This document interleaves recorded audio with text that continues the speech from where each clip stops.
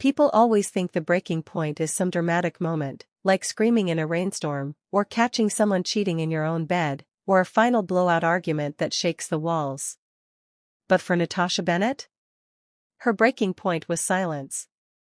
A silence so cold and so hollow that it wrapped itself around her in that dim hospital room at 4:12 a.m., while her newborn daughter lay sleeping on her chest. See, if you walked into that room at that moment, you'd think everything was peaceful. Soft beeping, warm blankets, a tiny baby's breaths, the faint glow from the hallway spilling in.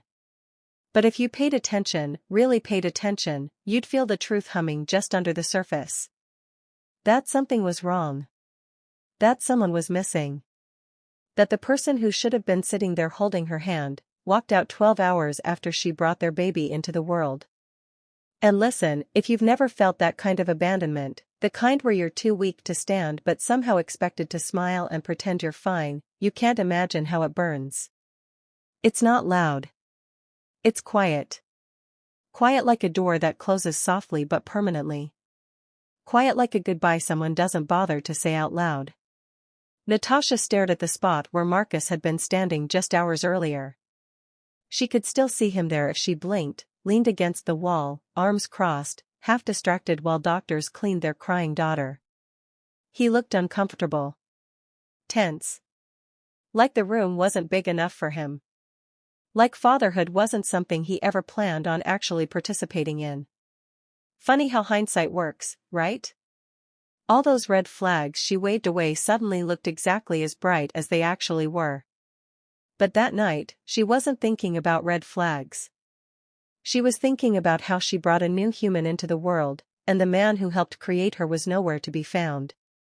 A soft knock came at the door, just a nurse checking vitals. She smiled, the kind of smile nurses wear when they know you're not okay but won't push you. "Everything okay, sweetheart?" the nurse whispered, adjusting the blanket around baby Ava. Natasha forced a nod. "Yeah, just tired." The nurse didn't believe her. But she didn't press. Instead, she looked down at Ava and said, "She's beautiful. I love her name." And for just a second, Natasha felt seen. Not as a patient. Not as a woman who'd just been left. But as a mother. When the nurse left, Natasha finally let the tears fall. Slow, hot, silent tears that soaked into Ava's tiny hat. She didn't sob. She didn't scream. She cried like someone who didn't want to disturb her sleeping child. Like someone who had no space left for anything except surviving 1 minute to the next. And listen, if this were a movie, this is where the inspirational music would swell. But real life? Real life gives you heartbreak first. Strength comes later. She didn't sleep. Not even for a second. Not with the hollow ache in her chest. Not with her mind replaying every conversation, every promise Marcus made about being a family. The house they'd planned to get. The future they talked about like it was written in stone. Instead, she watched Ava breathe. In. Out. Tiny chest rising and falling like the world wasn't heavy at all. And she whispered to her, "I'm sorry. I'm so sorry you don't have the father you deserved." Morning light crawled in around 7, warm and gold and completely insensitive to the wreckage inside her. Breakfast trays rolled out. Nurses changed shifts. Someone somewhere was laughing about weekend plans. But her world had cracked. Quietly. Completely. By noon, a social worker knocked. "We tried calling the father's number," she said gently. "It's disconnected." Natasha felt that like a punch. Disconnected. Just like that. 12 hours after she gave birth. But, you know how life is funny sometimes? You can be at your lowest point, completely shattered, and the world will still ask you to fill out a stack of forms, answer routine questions, take vitamins, and schedule checkups. Because life keeps going, even when you don't feel ready to. And she wasn't ready. Not for motherhood alone. Not for the heavy decisions. Not for the loneliness. But she didn't have a choice. Her best friend Leah arrived around 2 with coffee, lip gloss, And that kind of protective energy best friends are famous for. She gasped when Natasha told her everything. He left? Like, left? As in didn't step out to get a snack and got lost? Natasha shook her head. He said he couldn't do this. Walked out. Turned off his phone. Leah covered her mouth. Damn. Then after a pause, you're stronger than you think. I know that's the last thing you want to hear, but it's true. Natasha didn't feel strong. She felt empty. But the way Leah said it, the conviction, the certainty, planted a seed she wouldn't appreciate until much later. The hospital released her the next morning. She packed slowly, still sore, still exhausted, still trying to remember how to move without wincing. Leah had bought a cheap but safe car seat and installed it in her sedan. As they drove through the city, Natasha stared out the window. Buildings blurred by. People walked dogs. Kids chased each other. A man biked with a bag of groceries dangling from his handlebars. How could the world look so normal when everything inside her felt broken? Back at her apartment, she froze in the doorway. Not because of the physical pain, though there was plenty of that, but because coming home without Marcus felt like entering a different universe. A smaller one. A quieter one. A lonelier one. Ava fussed in her carrier. Natasha took a deep breath and said softly, "It's just us now. But we'll figure it out." She didn't believe it. Not yet. But she said it anyway. The first week was a blur of sleepless nights, feeding schedules, cold dinners, and trying not to cry every time she passed Marcus's abandoned hoodie on the back of the chair.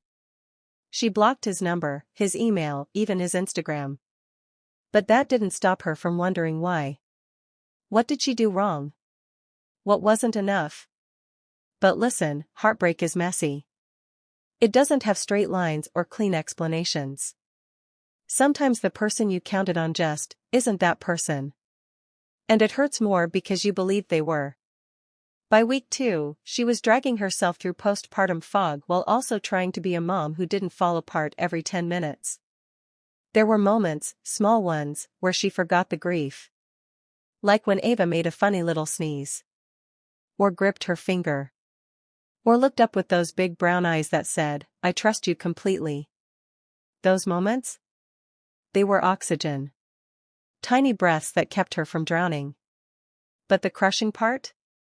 Her maternity leave wouldn't last forever. Bills waited for no one. Rent was due. Formula was expensive. Diapers practically evaporated. One night around 3 a.m., rocking Ava in the dim glow of the hallway light, Natasha whispered, "I don't know how I'm going to do this." And the truth? She didn't. She was exhausted, emotionally shattered, financially stretched. But there's something about motherhood, this fierce instinct that blooms even in the deepest exhaustion. Something that says, "We're going to figure it out because failure is not an option." That voice got louder every day. By the end of week 3, she made a decision. A small one on the surface, but a massive one for her future.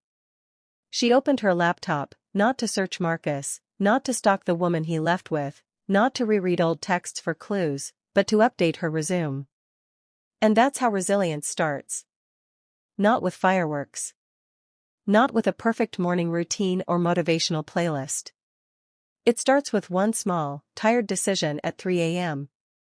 She hit save and whispered to herself, "Okay. Let's begin again." And she didn't know it then, but this was the moment, the real turning point, not the moment Marcus walked out, but the moment she chose herself. Because life will break you. People will disappoint you. Promises will fall apart. But the minute you choose to rise? Even if you're doing it with shaking hands and tears on your cheeks. That's the minute everything begins to change. If you've ever hit that point where you're standing at the edge of your own life wondering where to even begin picking up the pieces, then you know exactly where Natasha was. Not rock bottom, because honestly, she'd already passed that, but that strange quiet place right after. The space where everything is still heavy but you're too numb to cry anymore. And listen, people underestimate that stage. They think it's weakness. But sometimes, that's where clarity starts to grow. In the quiet. In the exhaustion. In the moments where all you can do is breathe and take the next small step. For Natasha, the next step was survival. That meant adjusting to life as a single mom, every cry, every bottle, every diaper, every 3 a.m. feeding. The nights were long, and the days weren't easier, but she found a rhythm. A shaky one, sure, but a rhythm. And as the weeks passed, something else began to shift. Subtle, almost too quiet to notice. She started talking about the future again. Not the big future, like owning a home or building something of her own, but small things, like I need to get new clothes for interviews or I should look into childcare. Those tiny thoughts? They were seeds. Seeds that would grow into something bigger. Something she never imagined during those early nights crying in the dark. One morning, after barely sleeping, she got an email. A callback for an interview. A mid-sized company downtown that needed someone for administrative work. Not glamorous. Not high-paying. But stable. Predictable. The kind of job that could help her breathe again. She stared at the email for a long time, Ava cooing softly beside her. She whispered, "We're really doing this, huh?" Ava blinked up at her like, obviously. But here's where reality hits, you can't work without childcare. And you can't get childcare without money. It's like some cruel loop society uses to punish exhausted mothers. Still, Natasha didn't give up. She called daycare centers, babysitters, even posted on a neighborhood board. By the end of the day, she had one lead, an older woman named Miss Helen, who watched kids in her home. When Natasha visited the next morning, she expected the typical, toy-strewn living room, loud cartoons, maybe a screaming toddler. But Miss Helen's place? It was warm, clean, organized, and peaceful. The woman herself, white hair in a neat bun, wearing a floral sweater, greeted them with a smile that made Natasha exhale for the first time all day. "Oh, sweetheart," she said, taking Ava gently into her arms, "she's beautiful. And don't worry, I've got room for just one more." Natasha didn't cry then. But she wanted to. Because when you're drowning, someone handing you a lifeline feels like a miracle. With childcare secured, she prepared for her interview. And listen, if you've ever been a new mom, you know post-pregnancy confidence hits different. Your clothes don't fit the same. Your face is tired no matter how much makeup you use. Your body feels foreign. But Natasha stood in the mirror, wearing her cleanest blazer and her only professional flats, and she whispered, "You can do this." Not because she felt ready. But because she had to. She arrived downtown with her hair pulled back and Ava's spit-up wiped off her shoulder for the third time. The office lobby was sleek, all glass walls and marble floors, the kind of place that smelled like ambition and iced coffee. She checked in at the front desk, hands shaking slightly. The interview itself? Honestly, not great. Not terrible either. She answered questions, tried to seem confident, tried to hide how nervous she was. The hiring manager, a woman named Dana, noticed the exhaustion. "You have a newborn?" she asked gently. Natasha nodded, already bracing for judgment. Instead, Dana smiled. "I have 3. Trust me, if you can survive the first 2 months of motherhood, you can handle this job." For the first time in a long time, Natasha laughed. A real one. She didn't know whether she got the job. But for the first time since Marcus walked out, she felt hopeful. Even if it was fragile, like glass that could shatter if she breathed too hard, it was hope. Back home, reality snapped back quickly. Bills piled up. Grocery money stretched thin. She skipped meals so Ava wouldn't. She watered down formula once when she was desperate, and cried the whole time. But she never broke. She bent, sure. But she didn't break. One night, as she rocked Ava to sleep, her phone vibrated. An unknown number. She almost ignored it. But something told her to pick up. "Hi, is this Natasha Bennett?" "Yes." Who's calling? This is Dana from the interview yesterday.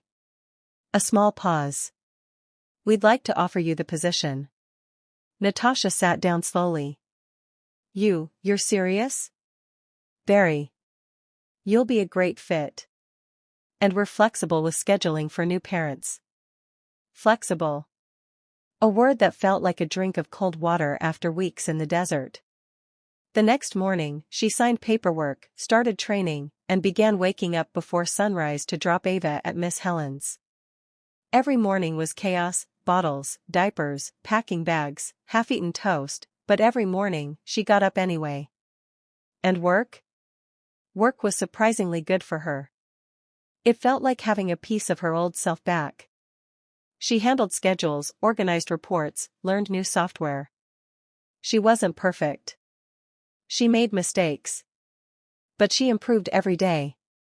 Plus, she was good with people. Really good. She listened. Remembered details. Helped coworkers without being asked. And even though she was quiet, people noticed her. Especially her direct supervisor, a guy named Dominic. Early 30s, smart, patient, a little nerdy but in a charming way. Married with 2 kids. Not a romantic interest, just a genuinely kind man who respected her work ethic and saw her potential.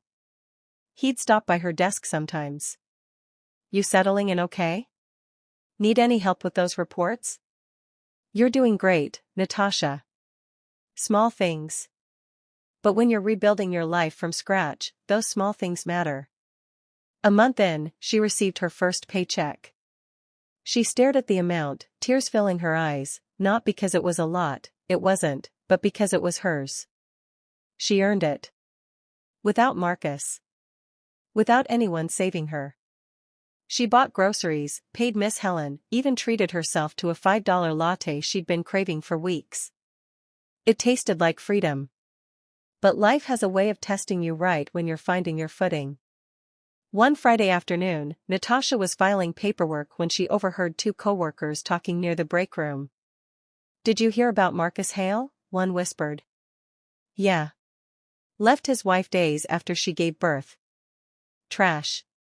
Left for some woman he'd been seeing behind her back. She posted them on Instagram. Her chest tightened. She tried to stay focused on the papers in her hands, but the words hit her like icy water. Left for another woman. Posted publicly. Like she was disposable. Like she didn't matter. Like Ava didn't exist. She excused herself and went into the bathroom. Locked the stall. Sat down and buried her face in her hands. But hear this, she didn't cry because of Marcus. Not anymore. She cried because of the humiliation. The betrayal. The public nature of it all. The way strangers knew more about her husband than she did. It took her 10 minutes to regain control. 10 minutes of deep breaths and wiping mascara smudges. Then she stood, whispered, "He doesn't get to break me twice," and went right back to work. That night, she checked social media. She shouldn't have. She knew she shouldn't have. But pain has a way of pulling you back into old wounds. There he was. Marcus. Smiling. Holding a drink. Arm around a woman in a gold dress. Caption, New Beginnings. New beginnings. Natasha's hands trembled. She put the phone down, sat on the edge of her bed, and stared at the wall. But instead of spiraling, something else happened. Something quiet. Something powerful. A thought rose up. If he can start over, so can I. Not out of revenge. Not to prove anything. But because she deserved more than surviving. She deserved to build something. For herself. For Ava. For the woman she was becoming. She didn't know what her future looked like. She didn't have a plan. She didn't have money or connections or time. But she had grit. She had the ability to learn. And she had a heart that refused to stay broken. And that? That was enough. The awakening. The season where survival starts turning into growth, and growth slowly begins to look like purpose. You know that moment when you suddenly feel yourself changing, even before the people around you notice it? That was Natasha. Not loudly. Not dramatically. But quietly, the way seasons change. You don't hear spring arriving, but one day you look up and everything is blooming. Natasha was blooming. Even if she didn't see it yet. A few months into her job, people started noticing something different about her. She walked taller. Her voice got a little steadier. Her smile lasted a little longer. She didn't apologize for taking up space as much. She didn't shrink anymore. And listen, growth doesn't always come with big applause. Sometimes it shows up in small, almost invisible things. The way she organized the office so well that people relied on her. The way she handled complex scheduling issues like she'd been doing it for years. The way the new hires went straight to her before anyone else. Dominic noticed it first. One afternoon, he called her into his office, not in a scary way, just casual. "Close the door, Natasha. Take a seat."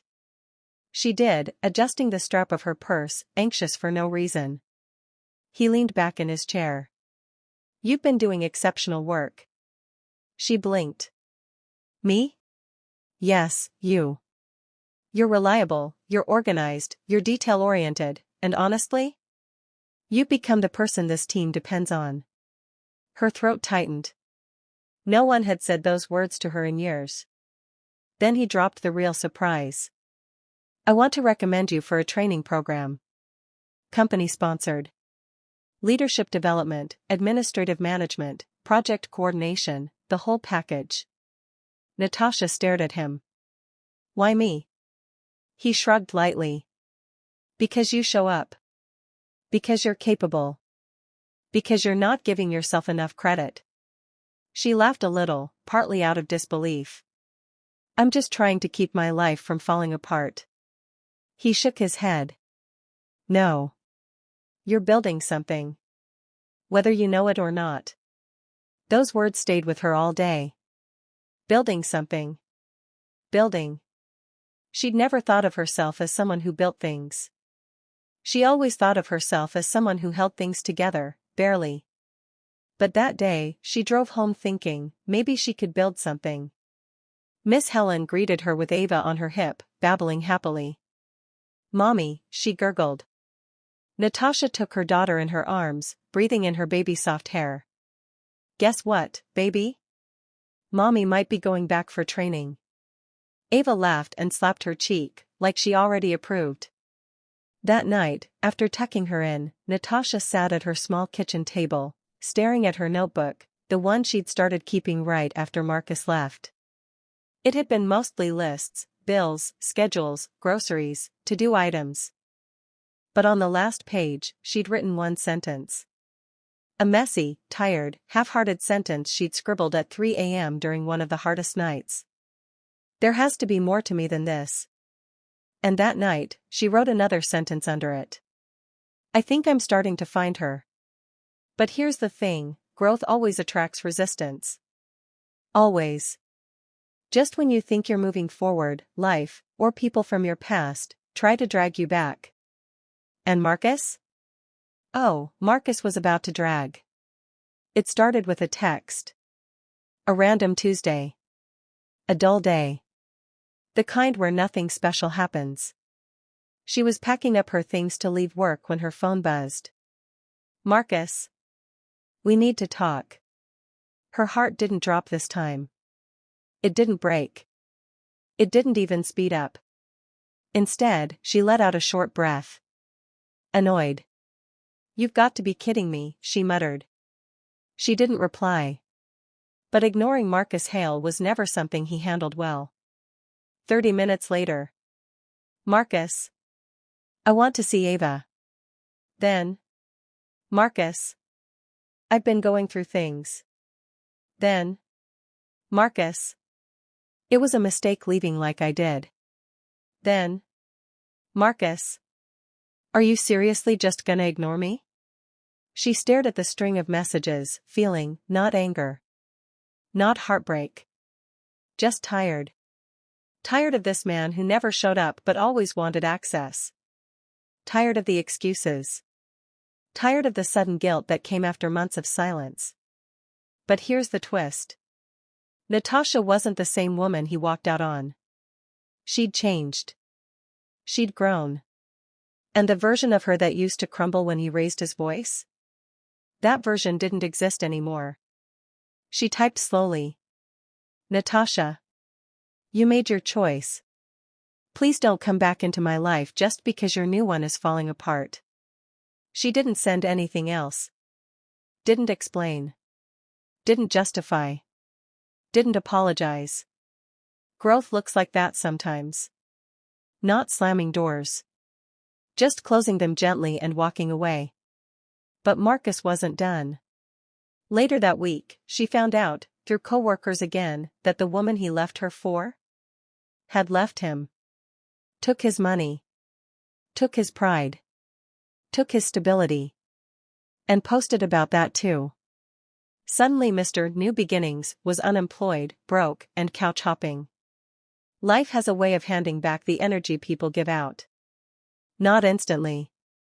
Not dramatically. But eventually. Meanwhile, Natasha was still moving forward. She accepted the company training program. It was intense, full of online courses, weekend workshops, group projects, but she handled it.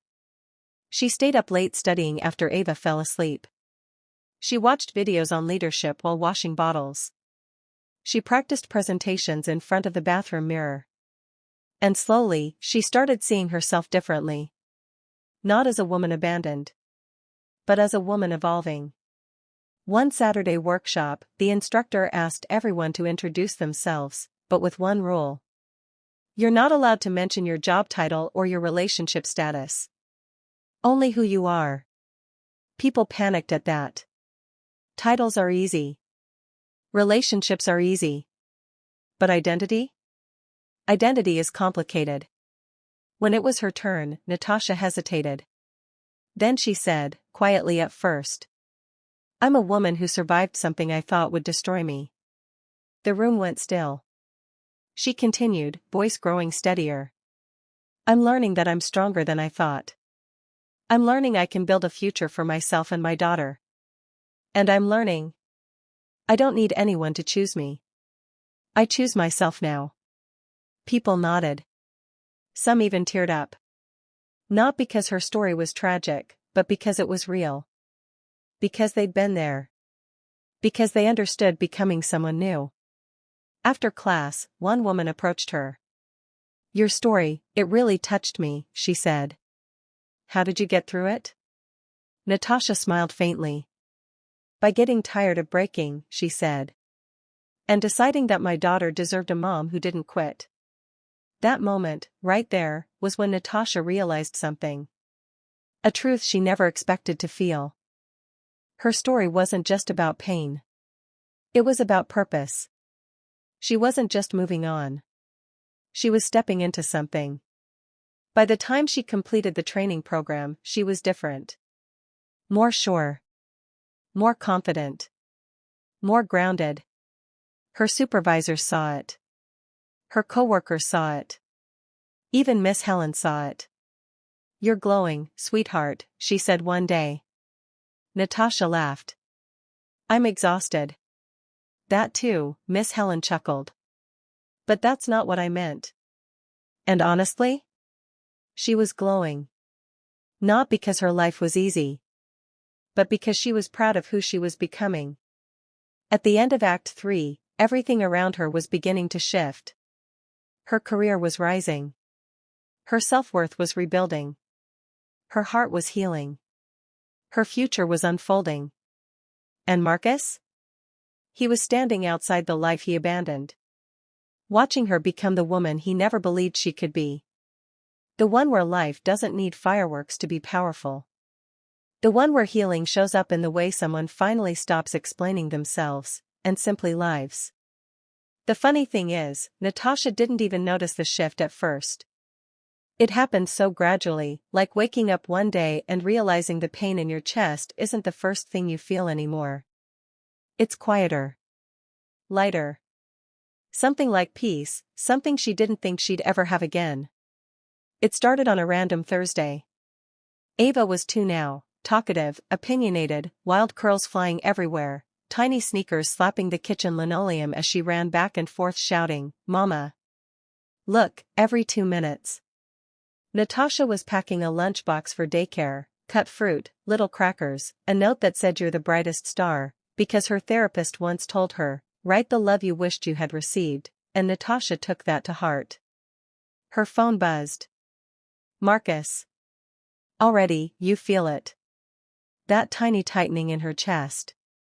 Not fear, just that old muscle memory of stress. He wrote. "Can we talk?" Natasha stared at the screen for a moment. You would think after everything, after the abandonment, the excuses, the sudden disappearance into someone else's life, he wouldn't have the nerve to start a message like that. But Marcus always loved efficiency. He always loved skipping context. She typed back. About what? He asked for a call. She declined. He asked to meet. She also declined. Finally, he said the thing she knew was coming. It's about Ava. See, that was the one door she never shut. Not because he deserved access, because Ava deserved the truth, one day, when she was old enough to ask. Natasha refused to be the villain who erased a father. That kind of bitterness eats you alive. She saw it in her own mother. She refused to pass it down. So she agreed to meet him at a little cafe near the courthouse, the same neutral spot they'd used for drop-offs.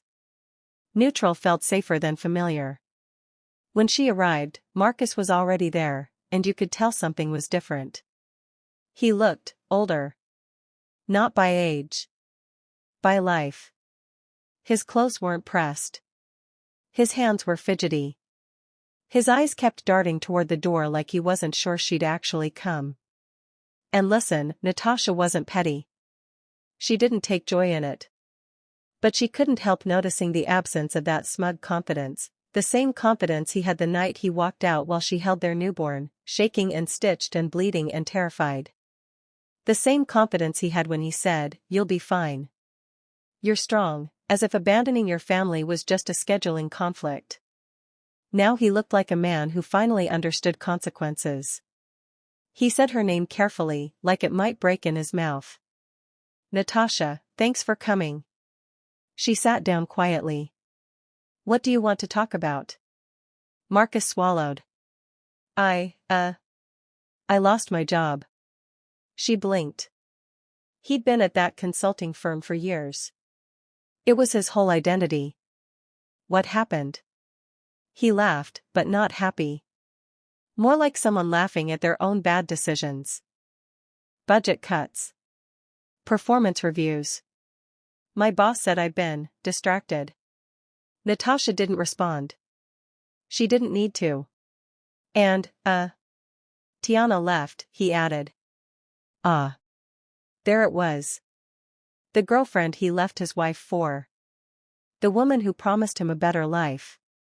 A fresh start. More excitement. Gone. "I'm sorry to hear that," Natasha said politely, and she meant it. Not for him. For Ava. Because instability in a co-parent is always messy. He rubbed his face. "I know I haven't been consistent. I know I haven't been great. But I want to do better. I want to be in Ava's life more regularly." Natasha took a slow breath, and this is the moment where the old version of her, the one who cried in hospital bathrooms, the one who begged him to show up, would have leaped at that sentence. Would have clung to it like a life raft. But the woman sitting across from him now? She knew better. "Showing up isn't a promise," she said gently. "It's a commitment. Ava needs stability. Not visits that depend on whether life goes well for you." He nodded. "I know. You're right. I want to change that." "Then do it," she said. "But not through me. Through consistency. Through actions." Marcus's eyes lifted, and she could tell it stung, not because she was cruel, but because she wasn't. Kind boundaries hurt more than anger ever could. He cleared his throat. Can I see her this weekend? Natasha thought for a moment. Yes. Saturday at 10. Same drop-off spot. That was it. No extra softness. No extra forgiveness. Just structure. And that's the moment Marcus realized something he never expected. She didn't hate him. She didn't love him. She didn't need him. She had finally released him. And you could see it hit him like a cold wave. He blinked fast, trying to pretend he wasn't emotional.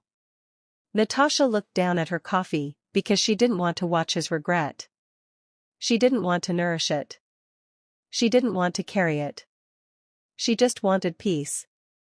Over the next few months, things settled into a rhythm. Not perfect. Not idyllic. But real. Marcus showed up more consistently, not because Natasha reminded him, but because he realized every missed visit was a missed memory. And Natasha never weaponized that against him. She kept conversations short, direct, child-focused. Here's her backpack. She skipped her nap, expect crankiness. Please drop her back by 6. And that was it. No small talk. No emotional recycling. No reopening old wounds. Meanwhile, Natasha's life bloomed in quiet, confident ways. Her job promoted her. Not because of sympathy, not because of her story, but because she was good.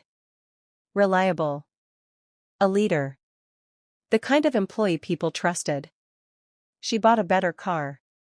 She saved for a home. She rebuilt family, not from blood, but from the friends who showed up. And this part here? This part is what gets me every time. One Sunday afternoon, Marcus came to pick up Ava, and she ran to him with that toddler delight that forgives everything adults complicate. "Daddy," she squealed, arms wide. Marcus lifted her, smiling. But then, he looked up and saw something that froze him. Natasha was at the door, hair tied back, wearing sweats and socks, holding a mug of coffee, but she looked peaceful. Fulfilled. Beautiful in the kind of way that has nothing to do with looks and everything to do with the absence of pain. She wasn't waiting for him. She wasn't hoping for him. She wasn't hurting over him. And that's when Marcus broke. Not dramatically. Not in some movie-style collapse. Just this quiet, sinking realization in his eyes. This is what he threw away. This stability. This woman. This family. This softness he once mistook for weakness.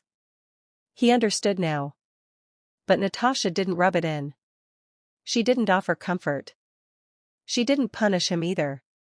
She just said, "Text me when you drop her off," and closed the door with the same calm you would use to close a window on a breeze. She didn't realize she was crying until she leaned against the counter. Not because she missed him, no. Because she finally accepted that she never needed him to begin with. And that acceptance hurt, but in a way that healed something old and deep.